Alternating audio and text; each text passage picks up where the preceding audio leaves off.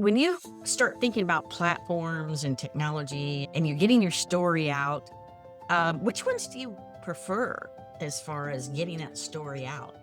Facebook obviously is my favorite because that's where I feel I can tell the story and I have the highest reach. Same with Instagram. Sometimes I'll put things on LinkedIn, but I usually just do a year-end summary there. So I don't try to spread myself too thin so that people know where they can find me.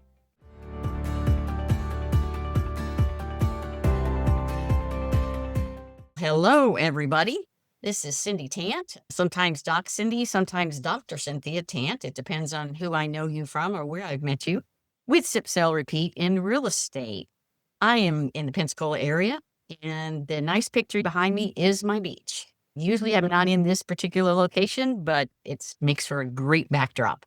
Anyways, I have the pleasure of introducing to you to Betina Finley today, who's a nationally recognized real estate broker in Bellevue, Washington. So we are in totally different parts of the United States right now, with, I'm sure, very different weather patterns going on, since it is, what month are we in? October. Oh, yeah.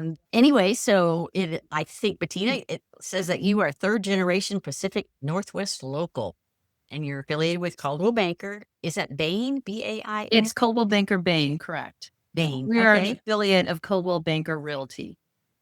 Okay. And that you hold the International President's Circle Award from your brokerage experience. So are you a broker also? Yes. Yes, I am. Yes. Okay. And that you work with both buyers and sellers, and you have served a multiple of neighborhoods. It looks like Bellevue, Kirkland, Seattle, surrounding areas. So you probably got a big area. We will talk about that for sure. But tell us a little bit about yourself. I'm just rattling off what somebody told me about you, but what do we need to know about you, Bettina, in your business here? Tell us a little bit about yourself. Sure. 5 years ago, I was talked into being someone's real estate assistant, and Really? yes. And so I found that it was a little difficult to get started in the industry, just jumping in without any sort of experience. So I looked for a firm, Coldwell Banker, who had a lot of training as part of bringing on new realtors. And I found the training to be invaluable. In fact, within 6 months, I decided being an assistant wasn't really for me because I've been self-employed for most of my life. And that as a realtor being self-employed, that I would be more successful if I just grabbed the bull by the horns and took it myself and got myself out there and worked hard. And so that's how I got into the business. I'm relatively new. And it's interesting because of my age, being in my 50s, people don't assume that. And so I have the advantage of coming across as somebody who has a wealth of experience. And it's one of the things I'll talk about when we talk about some of the advice that I would give women coming into the real estate business. And that's very interesting because I think NAR still says that aren't the national averages for a realtor a 55-year-old woman? Is that what you? It might be. That would make sense in our office. And I would say that's the national average or the national average. average. There's a lot of younger men and women coming in now, but it still seems to be older in their second or third career, possibly. What kind of career did you come in at? Where did you start? I had run my own social media marketing company.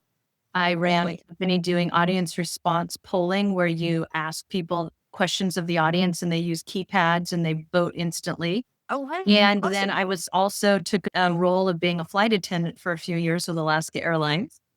So I definitely, this is my fourth career in my 50s. So when I tell people it's never too late to do something, I truly mean it. And I jumped in with the expectation that I would tackle this like I have any other job and I'd be successful at it. Well, that's great. My first career is I was college coach, college professor, started investing in real estate in the 90s. Tell people, I said, I didn't know what I was doing way back then at all either. Got into the investing role, did very well because I had a woman realtor who was an investor who mentored me. And so I started investing before I even started in the retail part of it. And so it's been exciting. And I think I mentioned a little bit earlier, I'm on a tail end going out. 30 years is enough. So seeing the changes and everything. And so this is going to be great because I've been in way more. You're just getting started. So as a new woman in the real estate industry at a later age. What would you give advice to of getting in the business, right? I think the thing that helped me is I projected confidence early. So when you go into a career and people assume that you know what you're doing, you don't fake it, but you do say, that's a great question. Let me ask my managing broker if you can't answer it. People need to trust you and they need to feel that you know what you're doing, but at the same time, you are your own brand. So how you present yourself is very important. So I always tried to get as much knowledge as I could. I did have some good mentors when I came into the business. And like I said, I took some really good classes. I had one class, it was called Startup, and it was 3 weeks of intense training. And I could not type fast enough. I took every single note I needed to learn so that I almost had scripts coming in. What to do when you meet a new buyer, what to do when you're dealing with a new seller, and how to deal with objections because there are always those. And then because I'd been self-employed, I think I was prepared to work 16-hour days, 7 days a week if I needed to, because when you're self-employed, you realize you only make money as hard as you work. And I did that. I also embraced social media, which I had a background in and was really good about getting out there on all the platforms and sharing my experiences and telling stories.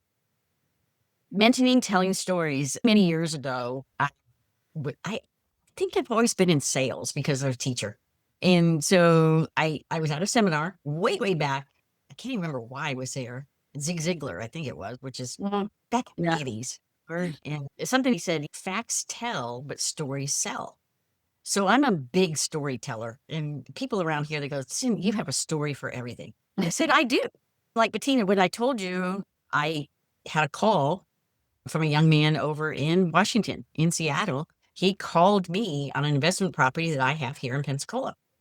And on the phone, I said, hey, when do you want to see it? We got to know each other. He goes, I'm in Seattle, Washington. I said, I'll be there in 2 weeks because I'm going to take an Alaska cruise. He goes, let's get together. So we got together for breakfast. He wrote the contract right then. Past year, we rented it out, Airbnb. He's moving over here in the next year to live here. So that's a story. And it did pay for cruise that I took to Alaska. That's always nice. It's always nice. It's always nice. And I like to tell people that. I like to let them know and experience the things that happen in which, do you have a story that you'd like to share with our ladies as to the courses or your mentorship that you said you've had in the past? Something like that hits you to help you with your current profession in the real estate market? I think, like I said, the story was this startup class. We had a wonderful person teaching it, and I just tried as much as I could to absorb as much information as possible. And like I said, I felt like I was faking it because here I was doing all my credits to be able to renew my license because you need to have 90 credits the first year. And I hadn't even sold a property yet. And so I just kept thinking, if I can just learn how to deal with this objection or how to present myself when I meet a buyer and that. And so I started creating these scripts and it was really helpful. So if I would send an email and if somebody said, how many homes do you have on the market right now? And if I couldn't say that I had any, I'd say, I don't have any, which means that you have my full attention at the moment. And so take every negative and turn it into a positive. I think that's one of the things that I learned through that class. Every time I post about a sale or a buyer, that I try to relate the story of how it all came together. And those are the Facebook, Instagram posts that people respond to. And they're like, oh, we love your stories. It was so interesting how these people found out they were pregnant and they had to get a house within the next month before the baby came. And I've had a few of those now where it's like, we're out there 4 days a week and I'm showing them 10 homes every time we're out there, but that's what they need to be able to do in order to feel confident that they've seen everything they can and decide on a home within 2 weeks. I've had people go out the first time, brand new buyers, and find the home they absolutely love the first time. And it's part of my job to reassure them that does happen. They shouldn't feel bad that we didn't put all this time and effort into it. And then I've had people that have taken 3 years. Oh, yeah. So the stories are all different. They are different. And for people to get to know you and to also find you on TikTok or Instagram. How do we find you? Where do we go to? Everything is under my name at Betina Finley. Okay. You can find me on Facebook, Instagram, LinkedIn. I don't do TikTok as much. My daughter tried to get me into it, but There I you go. just I feel like the people that I know, because we mentioned that I'm a third generation resident of this area, I'm Right. friends with on Facebook. These are the people I grew up with, I went to school with, I've worked with. They've known me since I was a little kid. So those are the people that are my true farm, or the people Like that I'm going to be working for. your referral base. Yeah, they're my referral base. They're the people that trust me because they've grown up with me, and they also know how hard I'm going to work for them. And I think it's so frustrating as, again, being in this field for so long. We get to all these technology things. And it's like, how is technology, in your viewpoint, because you do have the background in social media. I was way back in the Apple IIe with the floppy disk, way back then, using in gathering research, which was way harder than I tell people. It took me 2.5 years for my dissertation. I can do 2 minutes on my phone now. No, 2 seconds. Yeah, no, 2 minutes on my phone right now. But when you start thinking about platforms and technology and you're getting your story out, which ones do you prefer as far as getting that story out? You said, Facebook obviously is my favorite because that's where I feel I can tell the story and I have the highest reach. Same with Instagram. Sometimes I'll put things on LinkedIn, but I usually just do a year-end summary there. So I don't try to spread myself too thin so that people know where they can find me. The other thing I'm really good at is just trying to be genuine. I know we have all these new AI tools out there and all that, but I really Yeah. try and tell my story through my voice, Yeah. so that they're getting a firsthand account and it's not just something that somebody says, oh, you need to write it like this or that. It comes from the heart. And I will honestly believe forever that we are still in a relationship business in real estate. You Exactly. can, like you said, the pregnant gal, the family, they're going to have a child, they need to find a house. You said your daughter tried to get you on TikTok and you were just like, She did one or two TikTok videos for me, but the whole idea of having to take all these photos and then put them on video, and that it's just easier for me to show up and get a picture of the family when we do a just sold, or show something. right. Sometimes now I do a lot of estate sales, so sometimes I'll do a before photo of what the house looked Oh, like, and and then I'll do an after photo of what it looks like after I've completed it and staged it and got it ready for market. I only do that at the sold point because I don't want to scare people off, because some of these are real bad. And it's taken a lot of work to get them to a point where people walk in and go, oh, this is beautiful. Yeah. The other thing that I think is important too with my clients is that I adapt to their pace, their tone. Yeah. There's a lot of this industry is counseling and listening. And so I try and some people want to go really fast. Other people want to slow down a bit. So I try and measure which of my clients are going to be like that. So I don't push too hard, or sometimes I need to push harder. And so, it's all about adapting. And I think too, and I'm sure you've always heard this too, especially in your classes and seventh and everything, is we have 2 ears and one mouth. We need to shut up and listen to what they're telling us. And I'm a very fast person, so I have to sit back and listen, force myself to spend more time. And man, oh man, I live in the South and it is too slow sometimes. It really is. And I have to learn to relax more of talking with someone who has that very slow Southern drawl and showing them houses. Okay, let's speed up a little bit. Let's go. But it's an interesting mix of people that we deal with. And is there any, this is, I'm sure I have a young man he uses his phone to do everything on. I don't even know how he does it. He's 21 years old. He does my reels and things like that. And I said I had to go because I have a property management company. And I said, I have to go file an eviction paperwork and everything. He goes, let's go. I said, you're going to follow me with the camera, with the phone to take pictures of me serving an eviction. Yeah, let's do it. I said, okay. Follows me around. I'm talking very casual. I think I even had this shirt on, as a matter of fact. And I get to the door. I said, they don't communicating with me. Here's a letter.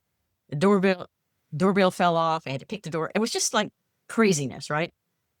that silly thing as a reel, I think has 120,000 views. I go, that is doesn't make sense in my brain as to why people are even looking at something like that. Do you have anything that's popped like that or anything that you've done that you have that many people that have it just doesn't make sense to me. I That's wish I had a following that large.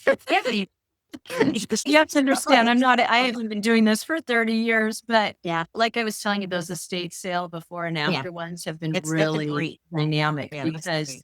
when people see what the house exterior and interior and yard look like, and then they see what it looked like when I'm finished, I think that does have a lot of impact. And one of the things I'm known for also is that I can turn these around very quickly. I have a great team that I've put together, and so if somebody hands me the keys and says, we need to get this on the market in a week or so, I can get it done.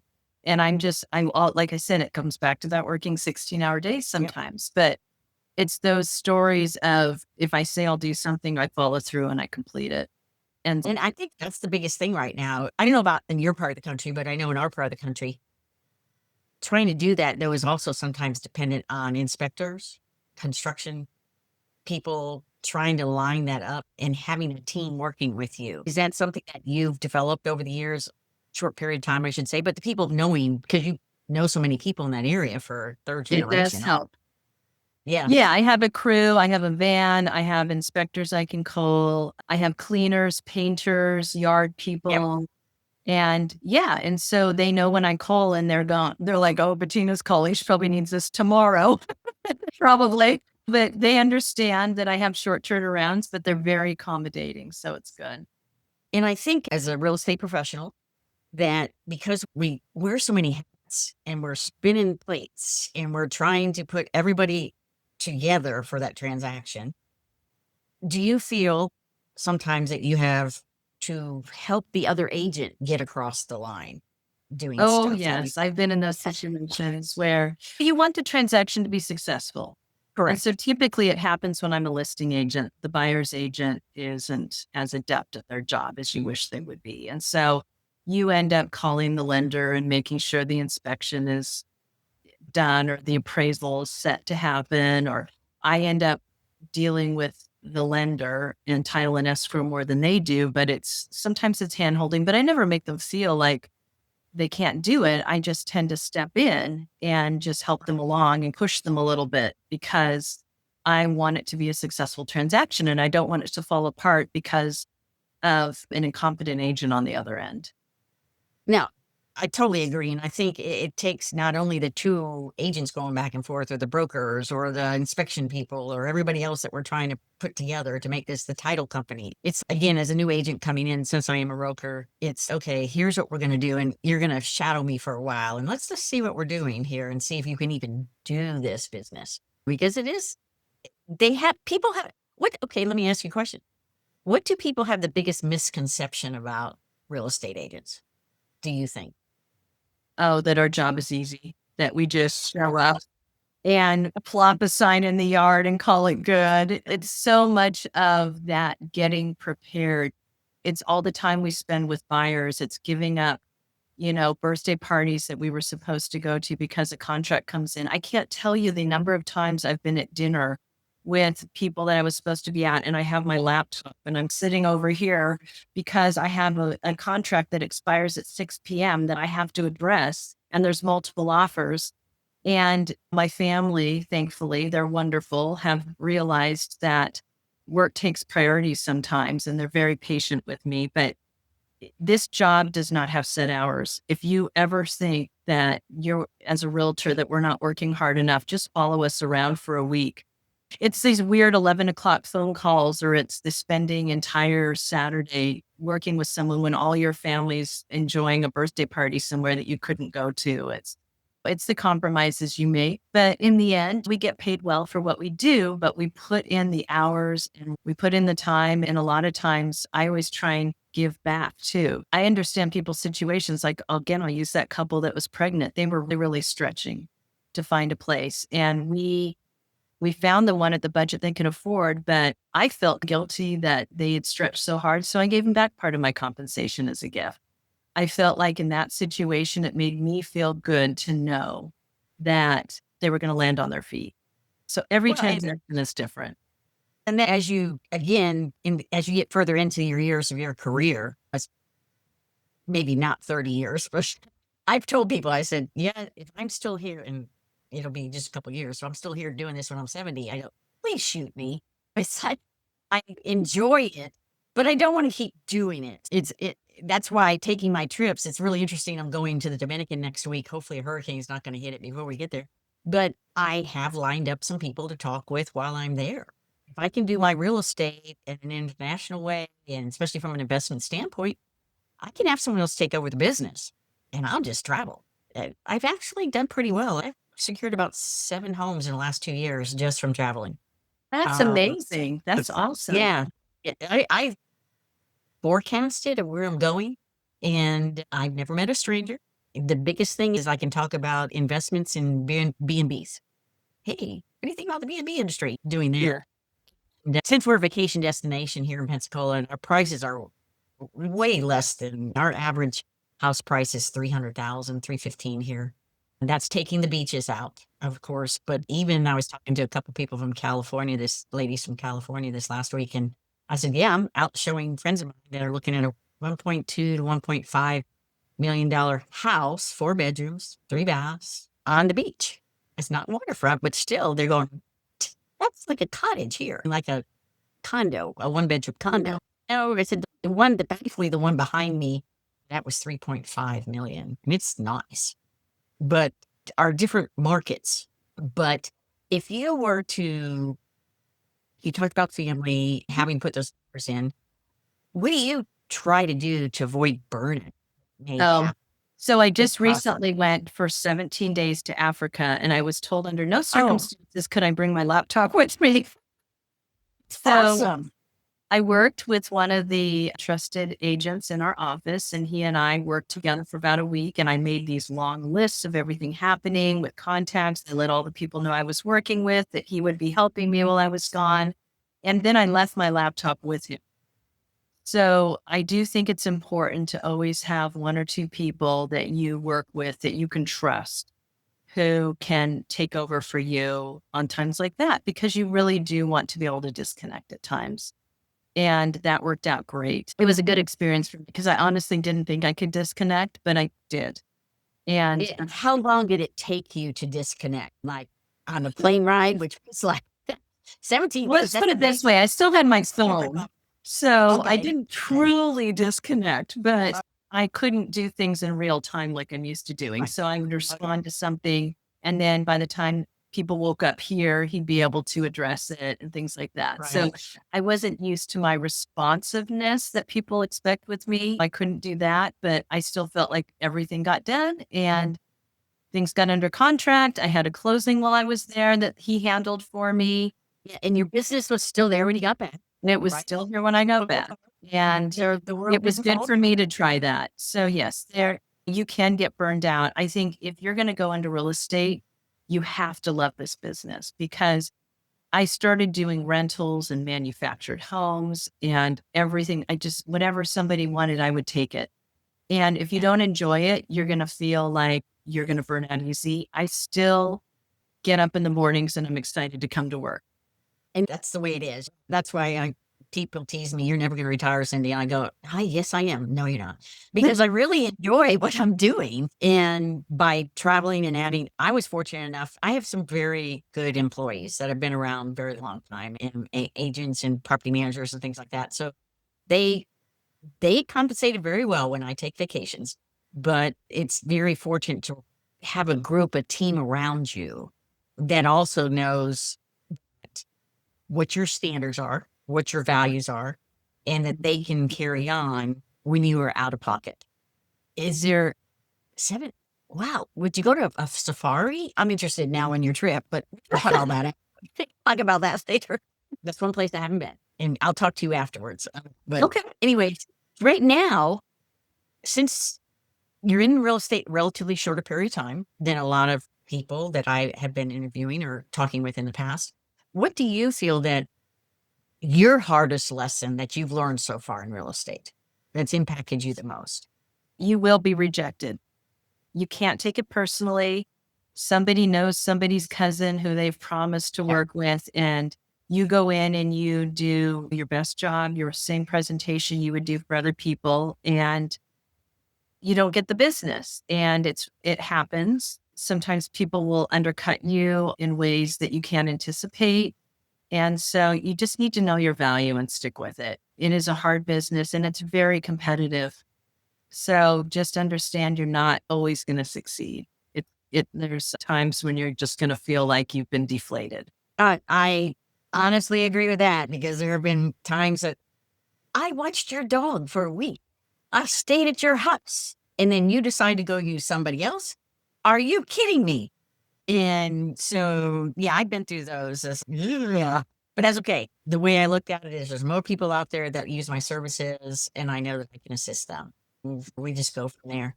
Is there anything else that you'd like to share with the ladies that are listening about you getting started later in this career that we haven't talked about yet? I think it was important when I started that I showed up at the office every day because I was present and I was here. Let's say somebody called in on the phone and they needed someone right away. I was sitting here. I get the business. So I think you need to make sure if you're starting new that they know who you are. They know your face. You show up. Do as many open houses as you can to get that experience and feel comfortable.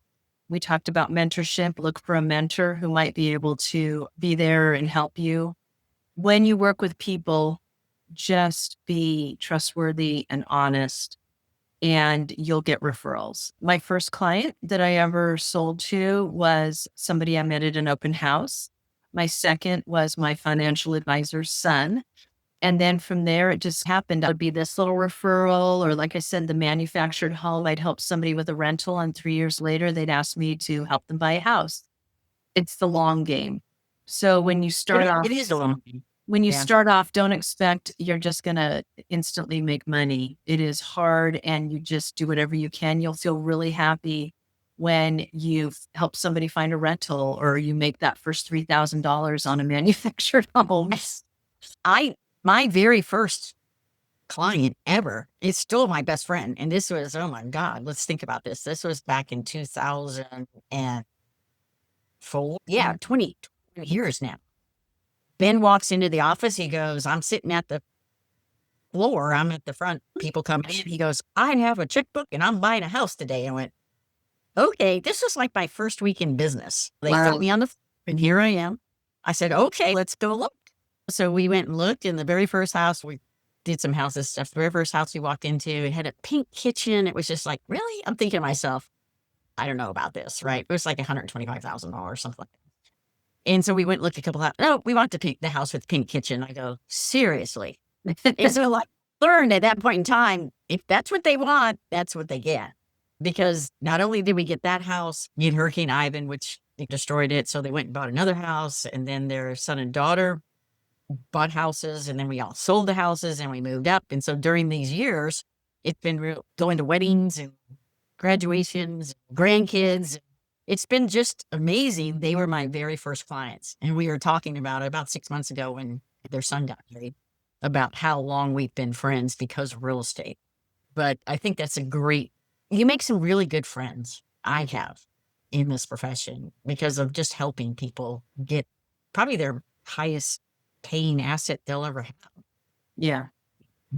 And I just want to say thank you for coming on for Sip, Sell, Repeat. If you're inspired by these powerful women in real estate, you'll want to catch the next conversation. Click the video on screen to keep sipping, selling, and leveling up your game.